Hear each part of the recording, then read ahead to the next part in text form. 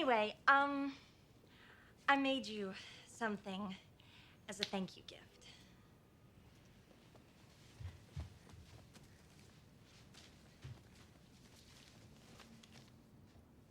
Open it.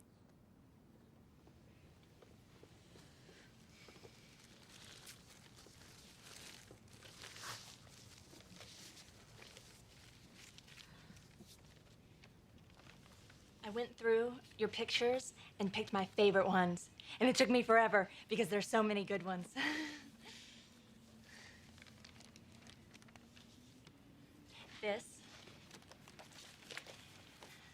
That's for all the wonderful photos you will be taking.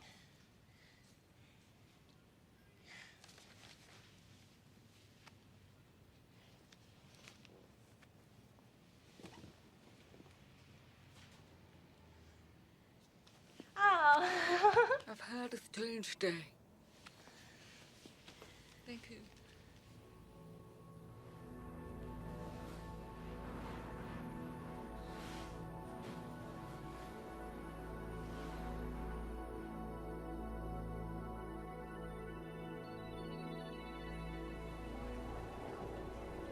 Why are we here?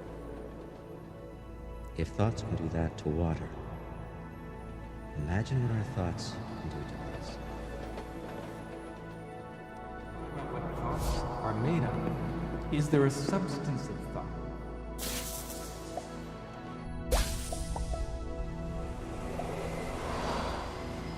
This is a dream that I'm dreaming. Just as in a dream, you dream different characters can emerge and come out to you and talk to you and meet you and so forth. It's possible to go to another level of dreaming where you can become each of the characters that you dream. Go backward and forward in time. Time is relative. Goes backwards in time, moving forward in time. Time was not absolute. Information. Time reversal symmetry. Of course we can go backward and forward in time. Generators occurred Are when it was all really realities in the quantum field existing simultaneously? The actual event of experience. There literally are different worlds in which we live. There's the macroscopic world that we see. There's the world of our cells. There's the world of our atoms. There's the world of our nuclei. These are each totally different worlds. They have their own language. They have their own mathematics. They're not just smaller. Each is totally different, but they're complementary. Because I am my atoms, but I am also my cells. I'm also my macroscopic physiology. It's all true. They're just different levels of truth. The deepest level of truth uncovered by science and by philosophy is the fundamental truth of unity. At that deepest subnuclear level of our reality, you and I are literally one.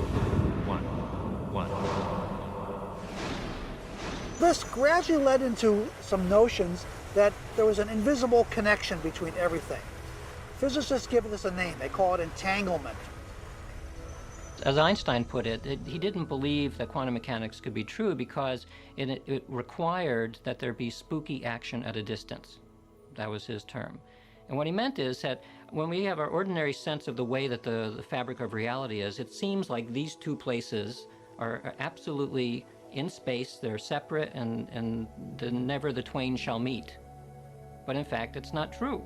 At some deeper level that we can't see with our eyes very clearly, two places in space are the same. They are co-located, coexisting. So if we imagine that common sense, the way common sense literally meaning that your senses tell you about the world, if that's the way the world is actually constructed, then things like psychic and mystical experience don't make any sense at all. Because the whole point about psychic and mystical experience that makes them strange is the sense that there's some kind of connection between what's going on inside your head and things elsewhere in space and in time. So what this view of quantum mechanics provides is a way of framing what these strange experiences are like. And it reframes it from somehow magically information is getting inside my head from signals or forces or something into a different view, which is that in a sense your head, yes, is here, but it's also spread out through space and time. And so when I'm able to get a telepathic impression from somebody at a distance, it's not because I somehow jumped out there and got it, but because at some deep level, my head and the other person's head are co-located. We become entitled all the time when we communicate telepathically. Those experiences are so striking. I literally can read your thoughts if I become entangled with you. And such things happen. There are distant viewing experiments. There are even experiments now that you are seeing light flashes and your brain potential picks up the signature of those light flashes, what is called evoke potential, that can be measured in an EEG machine connected to your brain. And I am sitting over there, no light flashes, I cannot see you, and still my brain potentials, because I am correlated with you in terms of intention, I intend to be directly communicative with your experiences. That intention produces me, gives me the capability of simultaneously having the similar brain potential in my brain. It was first done by Jacobo Greenberg at the University of Mexico and now repeated by Peter Fenwick in London. The day should be the sunrise. It should be the beginning of great thought. I wake up in the morning and I consciously create my day the way I want it to happen. Now sometimes, because my mind is examining all the things that I need to get done, it takes me a little bit to settle down and get to the point of where I'm actually intentionally creating my day. But here's the thing, when I create my day, and out of nowhere, little things happen that are so unexplainable, I know that they are the process or the result of my creation. And the more I do that, the more I build a neural net in my brain that I accept that that's possible. It gives me the power and the incentive to do it the next day. And we all create our own realities. And we do that because we are the observer. We are each the own observer of our own reality. And each of our individual consciousnesses creates our own individual reality in the most amazing way. My son, Evan, the physicist, says, you know, it's an additive thing. I mean, if I'm holding one reality and someone else is holding another reality. I mean, it's the Super Bowl this afternoon. And the reality that the Eagles are holding is a different reality than what the Patriots are holding. And only one of those realities are going to be the real reality. So there's some additive, and there are interference patterns. Well, I think if we keep quantum physics and the understanding very simple for the layperson, that our observation has a direct effect on our world.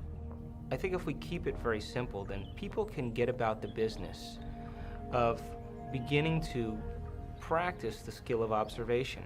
See, the subatomic world responds to our observation, but the average person loses their attention span every 6 to 10 seconds per minute.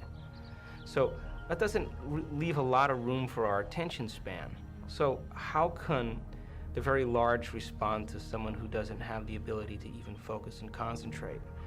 Maybe we're just poor observers. Maybe we haven't mastered the skill of observation, and maybe it is a skill. And maybe we're so addicted to the external world and so addicted to the stimulus and response to the external world that the brain is beginning to work out of response instead of out of creation. If we're given the proper knowledge and the proper understanding and given the proper instruction, we should begin to see measurable feedback in our life. If you make the effort to sit down and design a new life, and you make it the most important thing, and you spend time every day feeding it like a gardener feeds a seed, you will produce fruit.